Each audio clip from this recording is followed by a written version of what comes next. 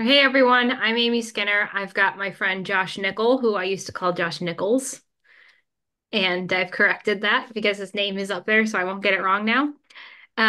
And I brought Josh on here to talk about balance in the equine industry, extremes, and we'll get into that in a minute. But Josh, I'll let you introduce yourself first. Well, thank you for having me, Amy Skin. Um, my name is Josh Nichol. That's correct. Yeah, I train horses and teach in Northern Alberta. I've been doing that for over 20 years now. Seems crazy. I've spent a lot of time training in working cattle and more in an agricultural industry, and in the process, found some things that I struggled with and found some things that I was compelled to. And so I've always tried to understand horses more, and always testing it through work, which I think was very valuable for me because ideas that are untested can allow a lot of space in our minds that they probably shouldn't take so much space because when they're not tested, it could take us all over the place. So that was really good for me. I'm also not very attached to my own ideas, which I think is also really good. I don't care if I'm right. I just want to know. So that's helped me a lot because I'm willing to give up concepts even if I've sat on it for a long time. And then slowly I started training for the public when my younger years. I guess I could go through the whole story, but raised with horses, traveled with lots of cool people, started training, struggled training for the public because you're preparing horses for people that generally have no connection and don't understand the work. And then I started buying good horses and training them and then finding good matches. In the process, I started teaching clinics and just trying to help people understand what horses need and how they need to move and then go do hard things. That's kind of like it in a nutshell is not having to live a small life because we're trying to have a relational one.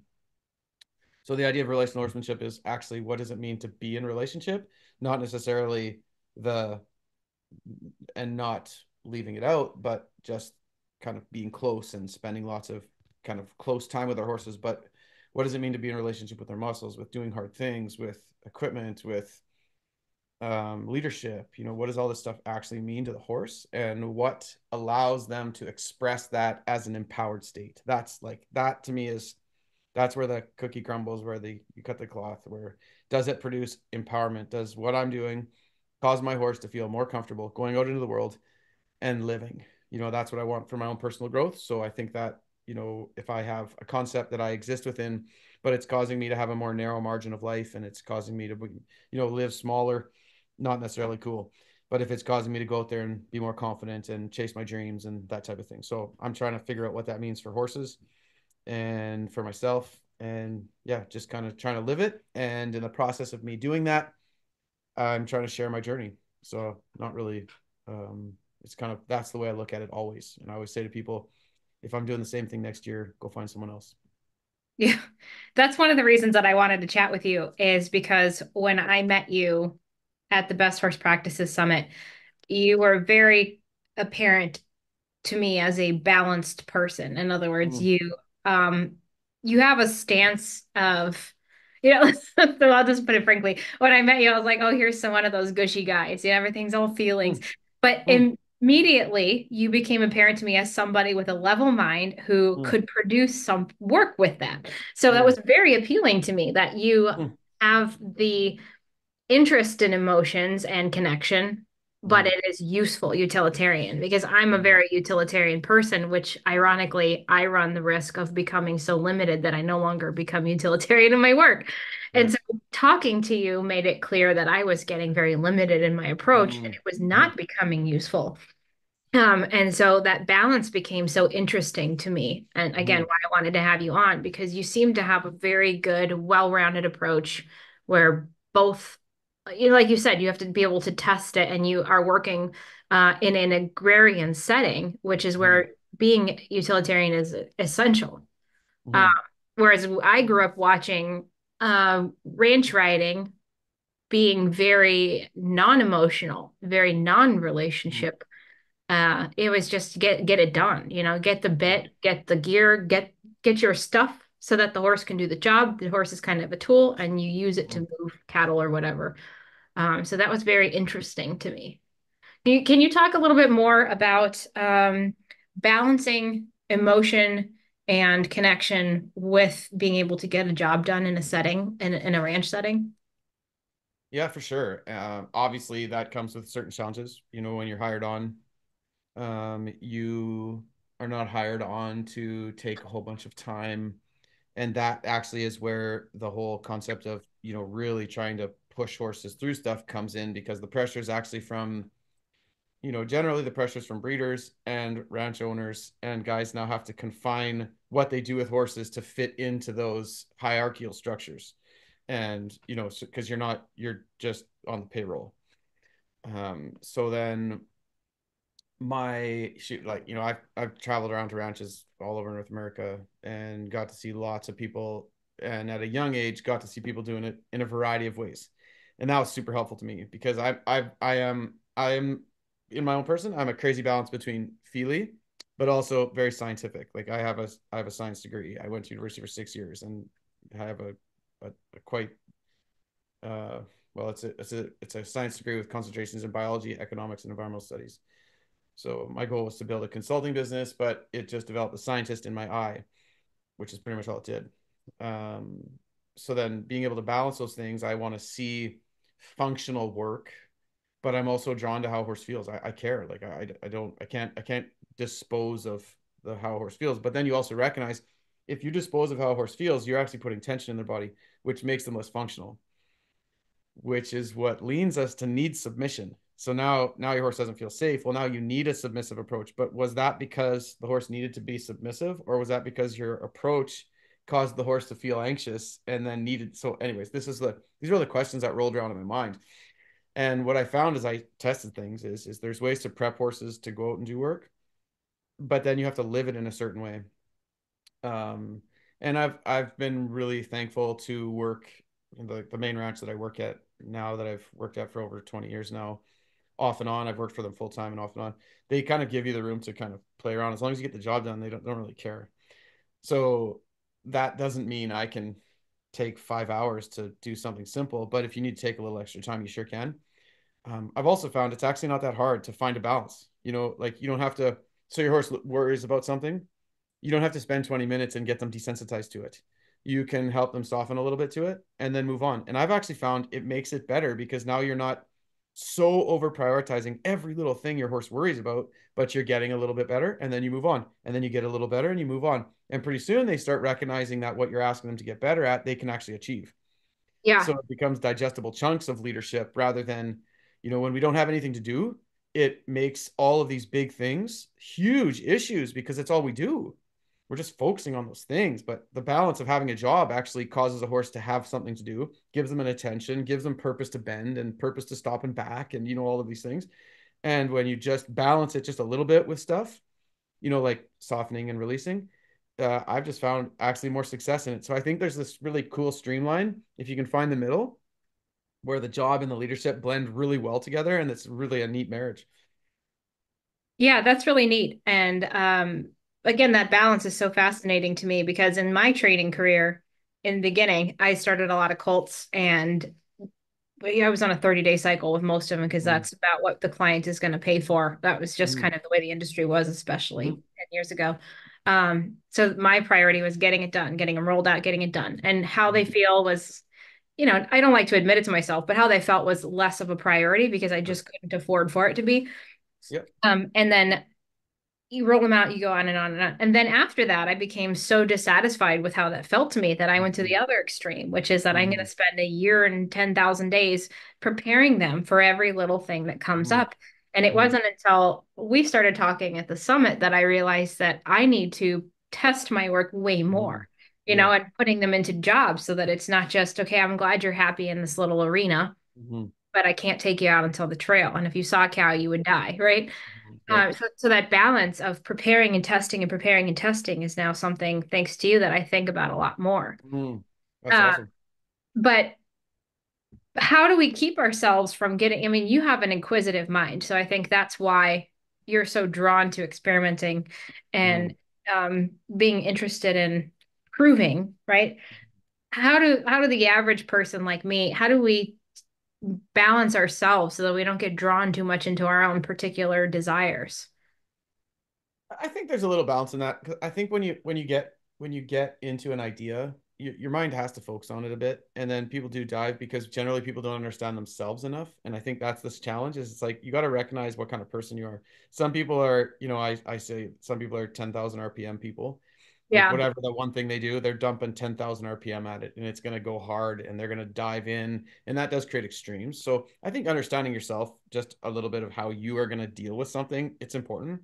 mm, But I honestly think of three pillars: leadership, athleticism, and resilience. I'm gonna write Those are these down. the three elements. Can you repeat those? Leadership, athleticism, and resilience. And those are three buckets or pillars or whatever you want to call it that I work on every single day.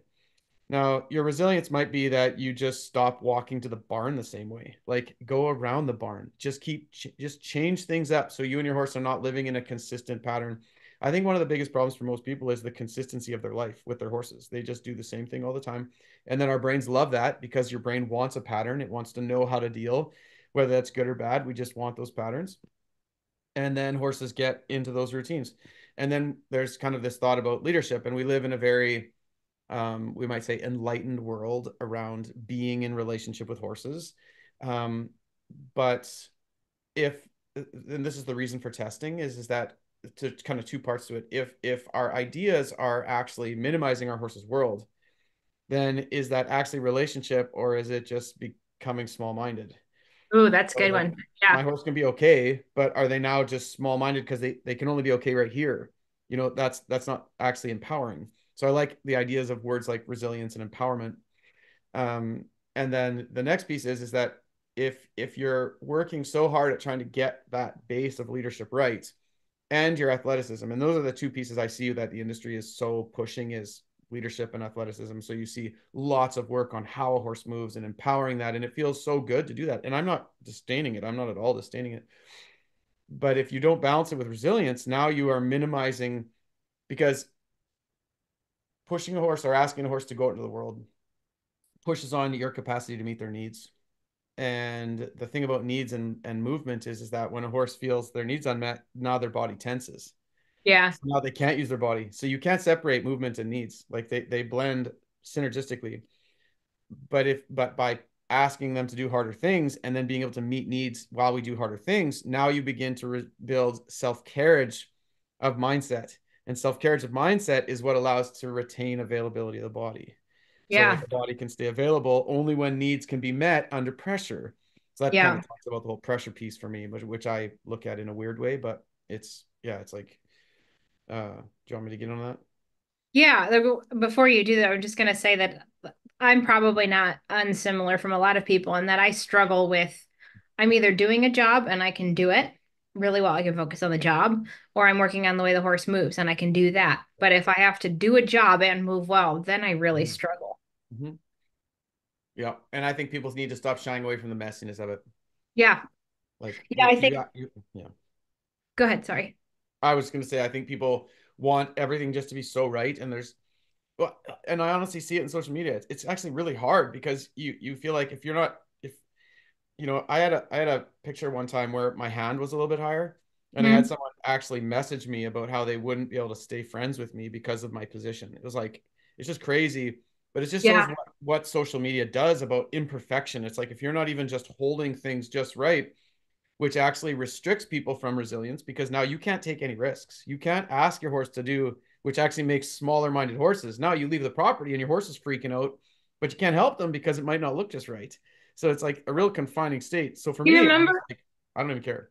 Do you remember the cow working clinic that I did with Patrick King at the summit? I don't know. It Mm-hmm. was one of those extra. So I don't know how to work cows. I grew up in an apartment of Mm-hmm. multiple large cities. So ranching background is not, it's my dream, but it's not my reality. And so, Okay. for me, it's just playing cowboy and it was fun. and Hmm. putting to the test, like, can I Yeah. accomplish something new in a public Hmm. setting where I'm basically being taught how to work cattle in front Yep. of a crowd? I was having a ton of fun, but I did not look good. And I was really relaxed about it, just having a great time. And I Hmm. got a message from a good friend of mine who is also a trainer. And she said, "Why did you do that to yourself?" And I said, "What do you Hmm. mean?" And she said, "You look terrible. I would never put myself like that in public." And it suddenly dawned on me that my image was under scrutiny. And then I became tense. And then the next learning Hmm. opportunity that I had in public, I couldn't do Hmm. it. Hmm. And that was exactly it, is the perfection and the drive to look perfect all the time and the Yeah. reinforcement of it. And then the negative outcome of not looking perfect is Yeah. too dangerous to Yeah. have your hand a little too high or a horse come slightly behind the vertical Yeah. or just look like a sloppy rider for a half second Hmm. because you're trying to manage something. Yeah. Uh, yeah, that discomfort is a strong detractor from being able to be resilient, I think. And I think it's a if you think about the elevation or the evolution of a being, um, that's a process because I actually all I got from you, I was like, good job, like brave on you, awesome. And but to me, that's what true leadership is about. So here's us asking our horses to do hard things, to go into places they're not comfortable, and allow them to figure it out, to trust us. But then here's us not willing to put ourselves into Yeah. situations that aren't just right. We're not being vulnerable. We're not risking anything. And for me now, it's like, yeah, if anybody comes to me and thinks I've got it all together and I'm going to have all the answers, well, go find somebody else because I do not. But I am also not going to restrict myself because I might look off. So I'm constantly trying to put myself into new environments and new arenas that I'm not comfortable just for that very reason, because I will not let that part of me build up strength to confine me in this world. Because part of that is my example to my kids, part of it's my example to my horses, and I love the freedom of just living liberated. There's already people judging me because I'm sitting in my house right now and I'm not out riding a horse. There's also going to be people that judge me when I'm out riding my horse and I'm not doing it right. But judgmental eyes are judgmental eyes, and that is to me a lower level frequency of living life, but that's an insecurity from them. So for Yeah. me, I just want to go out there and have fun. I'm going to do my best. And in the process of me finding, how do you know where your horse's ceiling is until you've hit it? So Mm. that's going to look a little bit messy. That might not be perfect, but if you don't know where it is, how do you train to be better than that? So you have to be having the ability to do that for yourself, or you're not giving off good frequency. And frequency to me is a big thing. Like a liberate that. Okay, so what you said in the beginning was is that you had a judgment of me, and then you kind of felt something different about I me was after you met me. playfully Yeah, judging yeah, totally. And, but the key is like our horses are frequency based creatures. Yeah. They live and exist by feelings. Feeling what's over there and what is that animal's intention and all of that stuff. And I think we underplay how we can be within leadership is actually the example we give by partly how we're living our lives, because then there's a liberated awareness. Yeah. There's also an empathy that comes from it. So the empathy of, I know I'm asking you to do something hard because I'm doing something hard too. Like I'm working at this too. So it's like when I ask you as a horse to do something, yeah, I get it. I get it. It's all good. We'll work through this. It's all right. And That was actually very apparent to me when I met you very quickly, was mm, that you had a good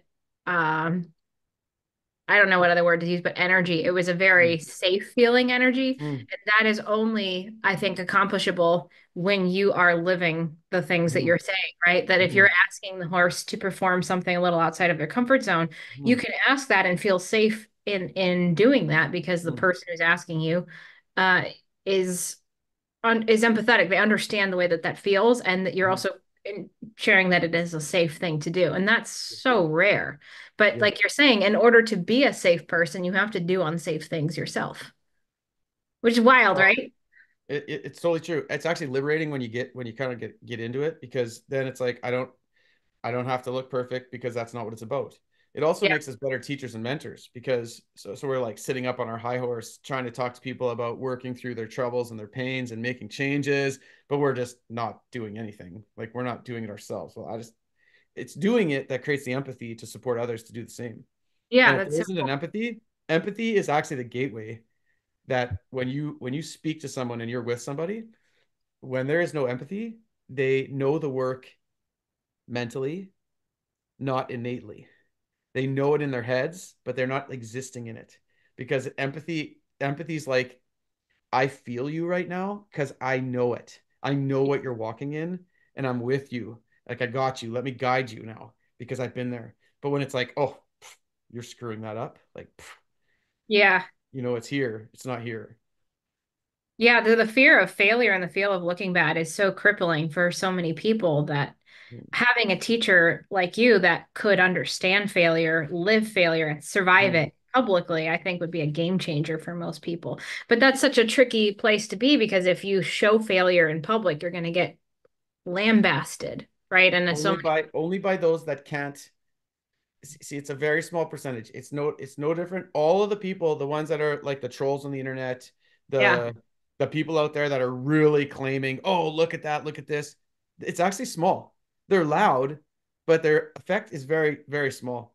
I yeah, found that most of my student base is so appreciative of me doing what I do, and I call it failing forward. And then we talk about failure. It's not really failure. You're learning and adjusting and honing. Yeah, but I'm not going to stop doing that because I have recognized the masses feel comforted by my capacity to keep, because then my work isn't, it's not just something in my head that I learned from somebody and now I'm dictating it over others. It's like yeah, it's my existence. And that's also why I call it a horseman's pursuit. I am pursuing it within myself. yeah, And that's my heart. I am not changing that. And I am not, because this is and you probably experienced this as a teacher. It's hard teaching. You're always being pulled. All of your energy is getting pulled out of you. And some students that's easier, and some students is very challenging. But yeah, if you're not doing this for the right reasons, and like teaching for me, I am filled by my journey. And then I can give because my cup is full of what I'm doing. But as soon as teaching becomes what you do, that's how I see people burn out. So, yeah, and I would say 90% of the people that I work with are inspired by my risks because they want to take those risks too. Even the people that judge want to take those risks, but they're scared to do it. yeah, And the louder people are, the more insecure they are. Like it's not confident. Confidence doesn't speak loudly. yeah. Just Well, walk that's it. another thing I wanted to get into with you too, is that there's kind of an air now of like posture and ethics.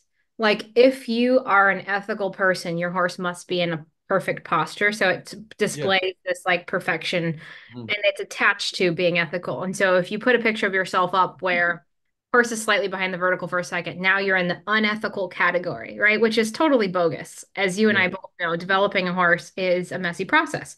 And Mm. in experimenting, where's the horse's limit, you're going to go over or under it, and the horse is going to look like dog crap sometimes and Mm. sometimes amazing. Mm. Could be my fault, could just be part of the process. Either way, we're going to get through it together, right?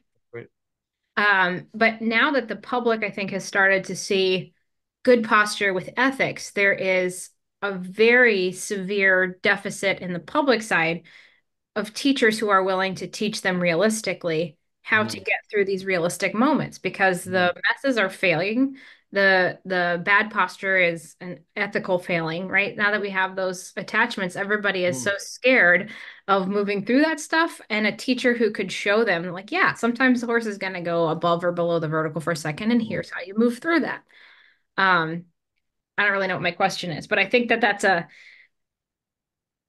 having more people who are willing to take those risks and to show reality would kind of Mm. collectively help the public through their own failings in writing. I see it opposite. I see the risk. I see the risk is trying to tell people that it is what you're saying, because that's actually not truth. It's not truth. You're not gonna. That's like it's no different than internet relationships or Facebook relationship. It's like, oh yeah, this is how it's like. Yeah, yeah, Screw that. That is okay. That is not what it is. Relationship is hard and it's yeah, messy and it yeah, has moments where it's good, but most of the time we're working through our own crap. And it's like you're trying to build something and you're trying to make yourself better. And yeah, you have moments when everything looks right. But if we're supposed to try to act like everything looks right, your yeah, insides rot. Okay, so I know what people are doing when it's like we're doing something good by getting horses to move right. Because when yeah, they move wrong, it's not good for them. So now we're taking it to this huge extreme and say it's ethics. Well, whatever. It's like that's too extreme. So we live in a rodeo world too. I see 25-year-old horses that have worked their entire lives.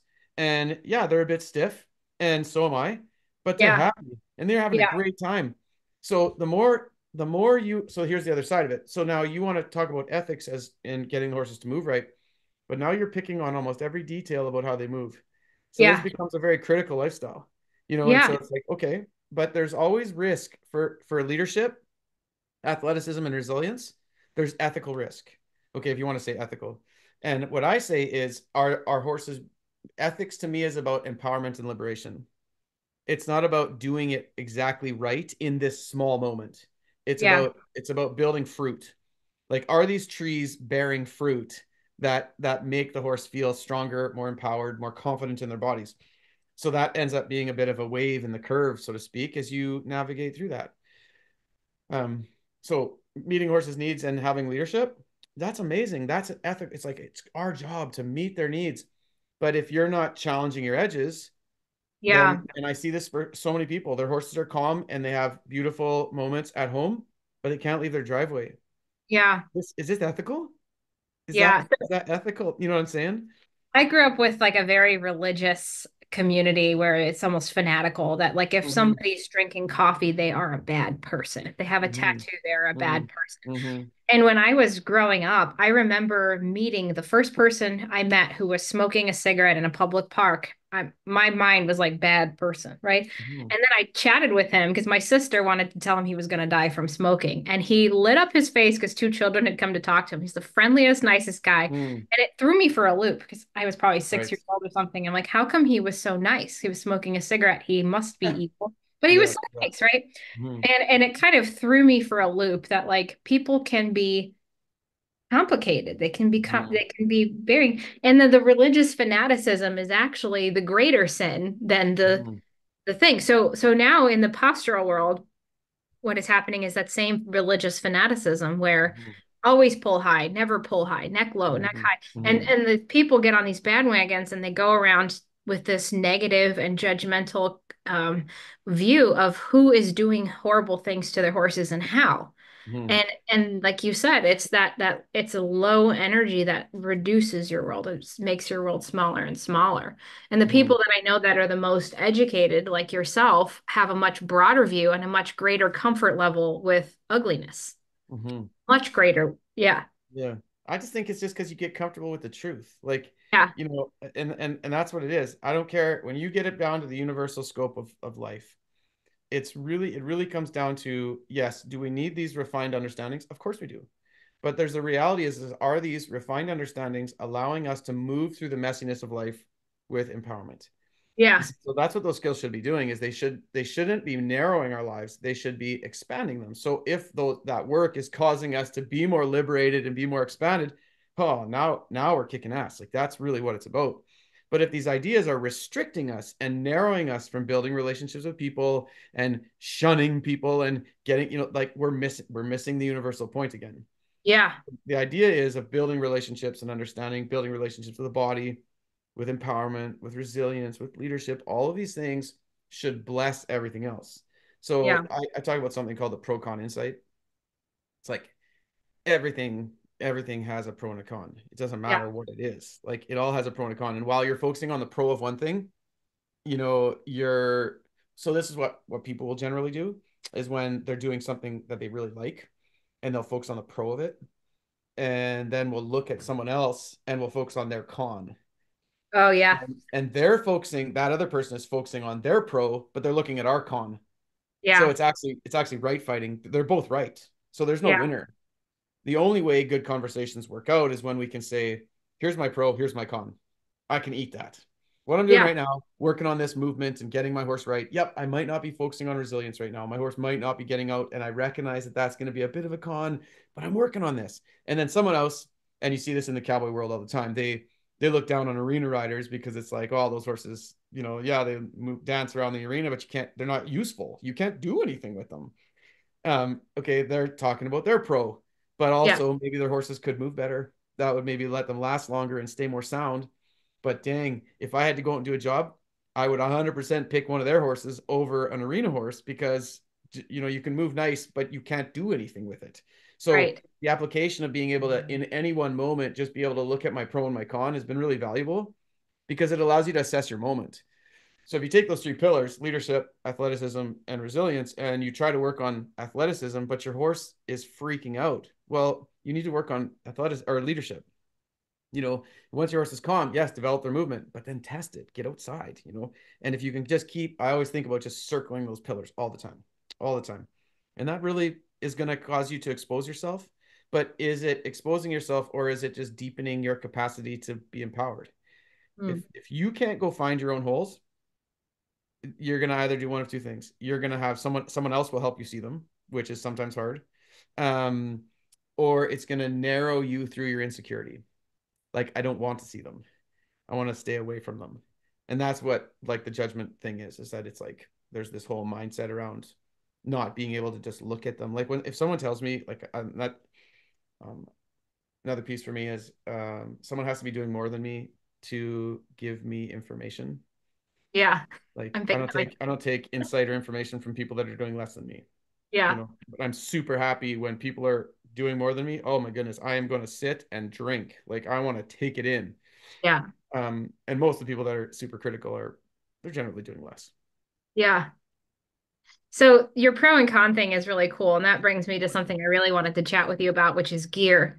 Because when I teach clinics, I don't care what anybody brings in for the most part, as long as you Mhm. understand how it works and how to use it. Mhm. I used to be a lot more strict with like you have to have a snaffle bit or a hackamore. Now I'm like, whatever, as long as you know how it works and it fits Mhm. well, we'll adjust. But you have to adjust your body to that tool. Yeah. So, if you have a shank bit in, you have to understand the mechanics of that and adjust your hand. If you have a snaffle bit, then you adjust your hand, right? So every gear has its pros and its cons. Mhm. And I think there's some gear that just isn't that great, Sure. but I try to adjust without, I'm not one to tell people what gear they should get, but to let them Mhm. discover for themselves what they like the feel of and what's working. Sure. So how do you feel about gear in that Mhm. context? Yeah, I would agree. I think I think we prioritize too much of our information the internet does that based on poor use. Yeah, Uh, I say that so that pro con insight is a big deal with gear. You need to know how it was made to be used, but the other piece is you have to know how it was made to be used by a master's hand, not yeah, by your neighbor's brother's uncle who is incompetent in using it. And I right. think that's a lot of what the world is. This is something that Bennett said to me many years ago, but it's the idea that throughout history, there's always been two streams of kind of groups of information. And she talked about it like 90-10, where it's like 90% of the population is willing to just do whatever to get horses to do stuff. And 10% is always desiring a higher calling in horsemanship. And there's been this Yeah, stream of horsemen that throughout history that are like always, it's not like horsemanship has evolved. More people know about good horsemanship, but yeah, there's this stream that has always upheld this high standard, and I love that. So for me, when you take gear and you give it to the 90%, yeah, it's going to make gear look bad, but you should never judge gear by poor use. But yeah, we'll do that. So instead of putting the responsibility on the use, we put it on the gear. right, Okay. And there's a fringe bit of gear, like a 5% of gear, that was created by the 90% based on dominance. And right, I don't even talk about that stuff because, of course, we don't have to be a rocket scientist to recognize that some things are just abusive. right. But then there's a ton of gear that people just don't understand. And the challenge with gear, so there's the pro con insight, but then there's specificity of purpose. So there's some things that is, I'm talking the antidote, but it has most of the time it's not an antidote. So if you take a certain antidote for a disease, but it had nothing to do with it, then you could say that that thing's horrible, or it didn't work. It doesn't work, but it wasn't for that. So I think there's certain things that can get very narrow in their specificity, which then make the population see that thing as having no value. And then the other part is that generally we're dealing with a clientele that is not very educated. They're not Yeah, very capable. So then that also makes gear look bad. So we need to understand gear with a pro con insight. Here's what it's going to do well. Here's what it's going to do poorly. But here's also how it was precisely meant to be used. yeah. Um, it's a big deal. So I think to that effect, a huge part of the problem is learning to observe what is actually happening in front of us instead of some memorized kind of prescription of what it should do. Like Mm-hmm. you've probably read or heard of the what is it, the Dr. Cook bridle, or he's got this Hmm. big page on his website. It's all about how the horse can't breathe and he's suffering with a bit in, and Hmm. so that kind Hmm. of, I call it leading the witness. It's basically led Hmm. the public to Right. believe certain things happening. So if you look at a photo of a horse who has some concern in his expression, it's because the bit, right? Hmm.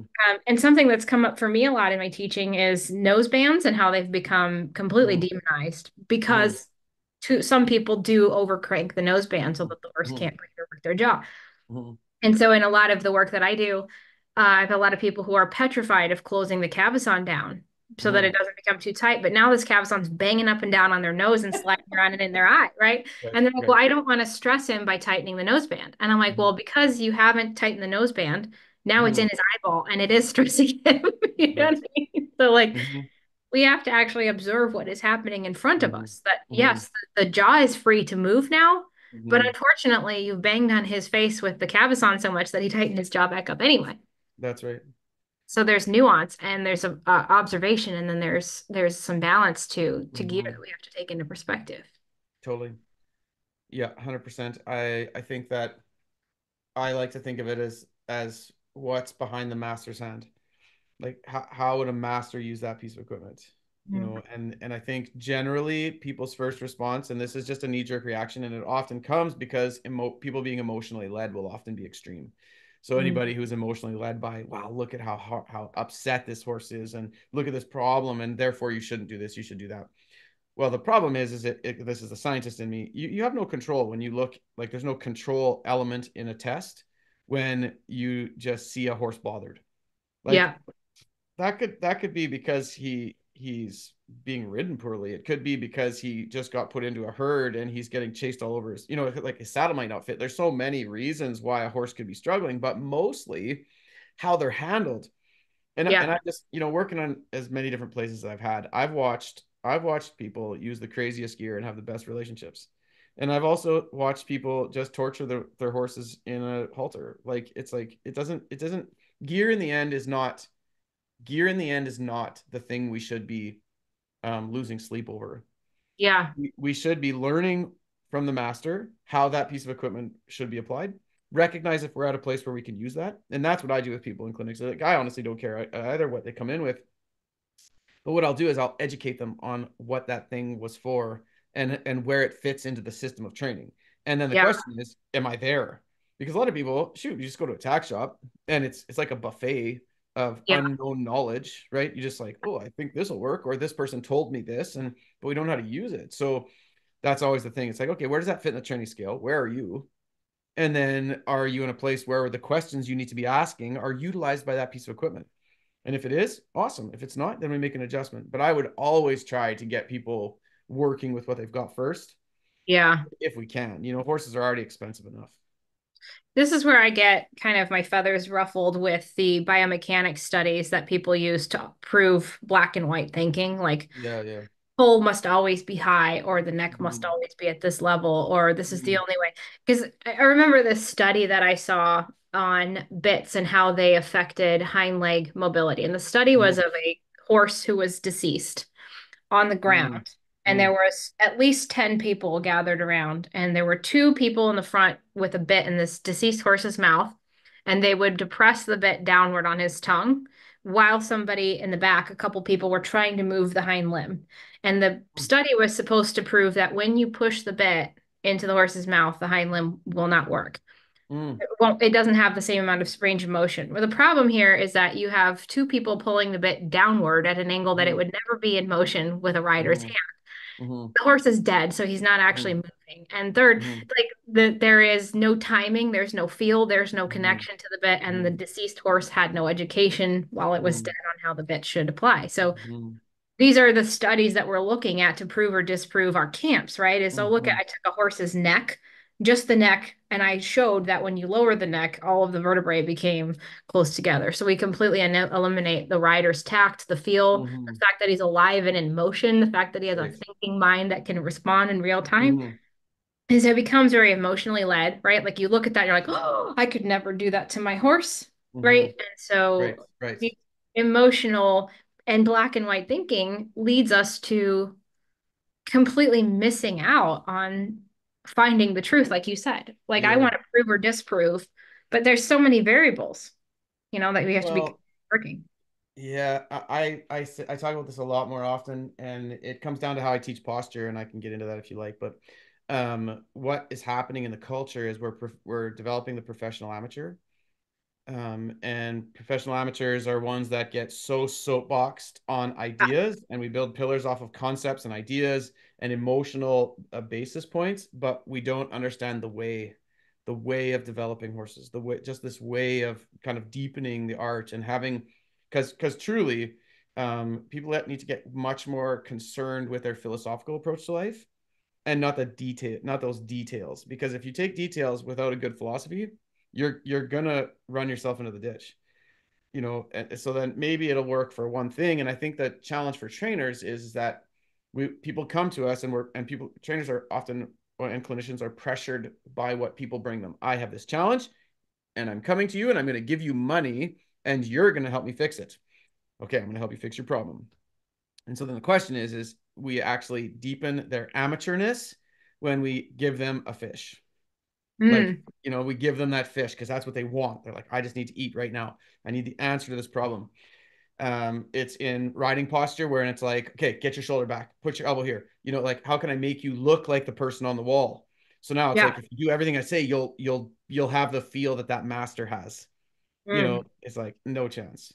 But yeah. to develop pros, we need to go through the mud of our own philosophical approach to horses and start transforming that. It's going to get very messy for a while as you take accountability for your thinking style. You're going to learn a lot more about horses. It's like it takes a little bit of a different approach, but it takes commitment. In the industry we live in, that's very hard because the bait of someone else. So I don't care. I actually had this happen at a conference I was speaking at. Um, a person was speaking and one of their students was sitting at the table with me and had heard my speech, and then they were like, oh yeah, I really like what you're doing. I've been working with them, but I think I'm kind of struggling. I think I'd like to come and work with you. And I was like, no, you're not. Like, no, don't do that. Don't, because what you're doing is their work has now pushed you into your own struggles. And I know your struggles feel hard right now, but their work is going to help contrast to your struggles. You need to fix your struggles. You need to Yeah. do your best to apply their information, as long as obviously they're being ethical, like they're not beating horses, and it's Right. not some big thing. But if their work has now pushed on your issue, they are being successful. Now you need to grow. Now you know where you need to grow. But it's Yeah. when people feel pushed on, that's when it's hard. Now it's Yeah. like, I'm uncomfortable. So now, oh, Josh's approach looks more appealing because I'm seeing the flash and the joy of the Yeah. successes. And it's like, I will never take someone on. I don't want people that want my work when they're struggling with their own mud, because I'm going to put them right back in their mud, and then Right. they're not going to like me. So Yeah. it's like the Yeah. problem is to not continuously support the development of amateurs. And that's what I desire for my students. I don't want to develop amateurs and just give people short answers. I want people who want to be empowered, who are willing to dive into the challenges of themselves, take accountability, change Yeah. their perspective on life and horses, and then just go and kick ass. Like, I want people who can enjoy it and live it, Yeah. in a real way. But that's a struggle because in order to be like that as a trainer, you have to be very confident in yourself. And I know, when I was younger, when I first started training, I would get a difficult person like that who would be like, oh, so and so wasn't doing it for me. And I think you are the next so and so. And that Mm-hmm. would give me a little ego boost. I'm like, yeah, I can fix this. I can, Totally, I can. Hey, you know, let me and, help and you. I came to realize over time that it isn't about me and what I can offer. It's about what they're running away from. That's right. And that you have to get into the mud with them, and then you have to be comfortable with them leaving if they Mm-hmm. can't do the mud. That it's got nothing to do with you. Um, Yeah. so Yeah. getting better amateurs requires better professionals and better professionals to get into their own mud. And I've actually found that when this is a big thing for me, when a person comes to me, my job is to help them. My job is not to line my like make more money necessarily in that moment. My job is to help them. And I've actually helped people by helping them find a different trainer. Yeah, Like, it's like, I honestly think I can hear where you're going. I see what you want. I think you should go talk to this guy. That's really what he prioritizes. You'll have way more fun. I've had yeah, people circle back and come back to me afterwards, but it's like people recognize that your heart is for them and their success. And that's been a kind of a mantra for me. Like I want to take, this is one of my affirmations. I want to make a thing better because of my presence. I just want to add value. I want to make something better, whether that's a horse or a conversation or a person. So when I'm working with students, it's like, how can I help? And that's not, if we're not careful, we're actually saying, how can I help myself through being around you? And I Mhm. feel like that's a real hard thing. But if I'm already helped, if I'm already kind of full, which is why I have a lot of my own work I do, so that when I enter the space, I don't actually need you to be okay in myself. Now I can really help you, and I feel like that's kind of one of the things with mentors and coaches and clinicians or teachers is that we actually it gets a little addictive, the praise that can come, and now I feel Yeah. better about myself because of what you're giving me, and that really Yeah. gets all twisted now. But if I can be okay in myself, that's what gives me the liberty to just keep chasing my own dreams, my own journey, because that's actually what motivates you. Um, it's the process you see someone else going through that inspires you for yourself, and there's like a thread of energy around that. Yeah. That's what draws students into a mentor. It's not the observation of their perfection. Yeah. So then getting back to the conversation about balance, a mentor gets to become useful to people, like truly useful, Mhm. when they can balance their own confidence with their own humility, right? Mhm. Is I know I'm not good at X, but I know I am good at X, Mhm. Y, and so I can deliver that to you. And Totally. you can't be too, because I wasn't humble, I was unconfident, which is different when I was younger. And being Mm. too humble with people actually made them, because there wasn't enough leadership, it actually made Right. them more nervous with me. Totally. And then I went the other extreme of like, well, Mhm. I know what you need and I'm going to give it to you. And that actually made people more dependent. So there's 100%. that stupid middle razor Mhm. thin line of being competent, confident, and humble in the right amount at Mhm. the right time. And I feel like that whole thing about um, being disconnected so you can be connected, like it's kind of an idea that it's like I'm disconnected from a need from you so Mm. that I can be present with you. So Yeah, I have no, and the more we need, I'm saying that in a negative tone, like I need you to do something for me so I feel better about myself. The yeah, more that's going on inside my head, the more games I play, which is where for me, that's why I do a lot of my own personal work because I am actually no value to the world, and I'm not even happy in myself yeah, when I need things from people out here. And that's the superpower of this. The more I get that way, the more joy I have in life. I'm just having fun now. Raising kids, yeah, training horses, rodeo, and doing whatever we do, like just go for it and then learn and adjust. And okay, we're gonna make some adjustments. Now we know. How did you know before? No, you didn't. You're just making assumptions until it's tested. But it's how you go about it. And the more liberated you are in your own work, and I believe that's amazing part about horses is they're always reflecting to you back what your tendencies are and your presentation and the way you move energy because they're reactive to it. They respond. So we have this beautiful opportunity with horses to learn more about ourselves if you can see it for what it is, and then that's so now it's like it actually I feel like once you get to a certain point, I think what has to happen is you have to start seeing that when you liberate yourself and you start seeing that there's actually more success in liberation than in confined small thinking. There's too many small fish fighting over small thinking ideas, mm, pulling on a small group of people that actually resonate in that. I don't even want to be in that pool of competition. I just want to get above it and let them make fun of me and call me names and say whatever they want. They can wrestle around in that small pond all they want, talking about me, if that's what they want to do.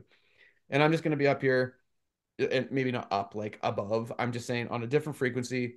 living my life, inspiring people by my failings, my successes, my struggles, the way I'm doing it. And what happens is now you draw people who want to be empowered, not people who want a soapbox. Yeah, the thing that I have noticed about the horse people that I admire the most, that I believe are truly gifted with what they are giving back, not just what they can do and show that they Mm-hmm. can do, but what they offer to the public and to other people, they do not care how they are perceived. And Hmm. it's not because they're callous, it's because it's not even part of their daily plan. It's they don't need to show how much they know all the time. They don't Hmm. need anyone to see them a certain way. They're completely liberated of that, and I really admire that because Hmm. that's been a struggle of mine is how does the public perceive me? Do I care? No, I don't. Yes, I do. No, I don't. That Hmm. kind of a thing. Like I'm confident today, but tomorrow if somebody says something mean on Facebook, then I'm going to have a hard day or whatever. Right. Right. That but also with that is not black and white thinking. It's finding that middle of sometimes the horse needs to be here, sometimes they need to be here. Hmm. Sometimes their feelings are so important. Sometimes we have to get through some discomfort. And so Hmm. you have the ability to search the middle and Yeah. recover when you go to the Yeah. extreme. Yeah. I just really lean in on I have the way people feel in a moment is so volatile. Mm, And if in a volatile moment I cross someone's radar, now they think I'm God or they hate me. yeah, And so then I've come to actually not necessarily carry people's praise or criticism yeah, because most of the time people praise me, it's because I did something they want. It's like I have given them what they wanted. So now they're happy with me because I gave them what they wanted. That's awesome. I'm glad I could help you. But it's not necessarily like there's a different side of appreciation when someone's yes, like, I just feel inside of you and I feel it's like I don't know. There's a different kind of depth when certain people see you yeah, versus you gave them something they wanted. yeah, So for me, I just recognize it's like I realize how little impact I have on people's momentary state. It's like if someone's happy with me, great. If they're not, yeah, great. There's so many factors, no different than the horse in that conversation earlier with the bridle, and this horse is all bothered. Well, can you really define that that was the bridle, and it wasn't right, all these other factors? So, right. so again, that's going to sound to it is I actually have very little impact on how a person feels in any one moment. Well, yeah, because a person's coming to you with marital problems, Oh, job problems, kid problems, loss of control, and like whatever. And health then problems, like there they yeah, start at the Josh Nichols clinic, and you don't let them canter the right lead that day, and then you have all this misplaced anger huge, coming out of you, or vice huge. versa, misplaced. Mhm. I'm in a great mood, and it's Yeah, Josh's problem, right? right. Yeah, Because totally. Now um, Josh is the reason I'm in a good mood. So now they like me. But then you On get the put other hand, into I have a written unwritten rule for myself that the more somebody loves me like fanatically, the more they're going to hate me. And it's going to yeah, just yeah, yeah. it's going to come at a certain time and I won't know why. But Hmm. that's almost always been true is that if I was a Hmm. god on a platform, pretty soon I'm like the world's worst person. And it's got nothing to do with me because it's got everything to do with misplaced Yeah. desires, misplaced stuff. That's why I said earlier that it's actually harder to live under the guise of perfection Yeah. because you will be found out. So Yeah.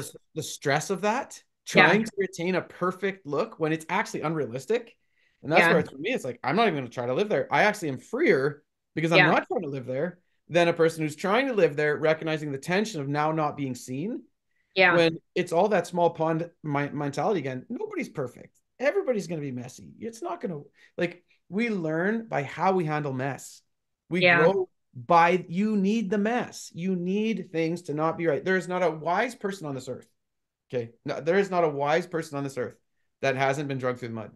Yeah. Like you don't get wisdom from some scroll that drops out of heaven and you just get it. It comes through pain. It comes through challenge. It comes through and I recognize that when I look at my pen of horses right now and I look at what any one of those horses could just go and do right now from high resilience to going out and roping something in the pasture to doing a dressage test to like what I'm trying to do whether it's awesome or not it's because they're warriors. They Yeah. have been through it, like I, so I worked at that pasture and my neighbors deal there and they've got quite a few cows. And for years, I've cow bossed their brandings. So I bring the crew in and my son is just starting up. He loves roping, and then we have one of my old horses, Max. He's a gray horse that you sometimes see in some of my posts or whatever. But um, Jackson has ridden a couple of younger horses that maybe he's been working on, but they're still working at it, not strong, not necessarily powerful. And I let him ride Max and he's like, oh, what, should I be careful of what I wrote? And I said, you start at the heaviest steer and you work your way down, and he's like, he could not, his mind was blown with the depth of what it felt like to ride a horse so empowered. It was Yeah. like he was setting him up for shots, and he was like Matt, he just knows, and it just doesn't come for free. So Yeah. there's also that recognition that I know every day I'm learning by the tensions that come into me. Things that create tension in me are things I have to put my finger on. I deal with that with horses. I always talk about tension. A horse is a story. There's a story inside of tension, and tension is often dormant action. So you can deal with it in its tension form, or you can deal with it in its action form. And most people want answers for the actions when they actually need to get better at dealing with the tensions. And when you can soften and process a horse through their tensions, this transforms and creates a capable body and an empowered body. Um, but that's the concept, that it's like you need to actually put yourself into more awkward situations if you want to become wise, but then you need to change how you deal with it when you're in that spot. You have to have more self-love. You have to look for good people that can support you. Don't post it on Facebook if you want to get good information. Like, you Yeah. need to find a community. And so that's like, to me, man, my group, the people that I am willing to take deep criticism for, and I know they will kick my ass because they care about me. That's a very, very specific group. And everyone else, it's like I can take their opinion, but it's like this is fine because but it doesn't. I gotta. I'm not saying, and you said this earlier. It's like sometimes it does get you, Yeah. but you can shed it with good affirmations. Like when you have Yeah. good things, you run through your brain, right? Yeah. Yeah, so that's another topic that I'm very interested in is tension and avoiding Mm, discomfort.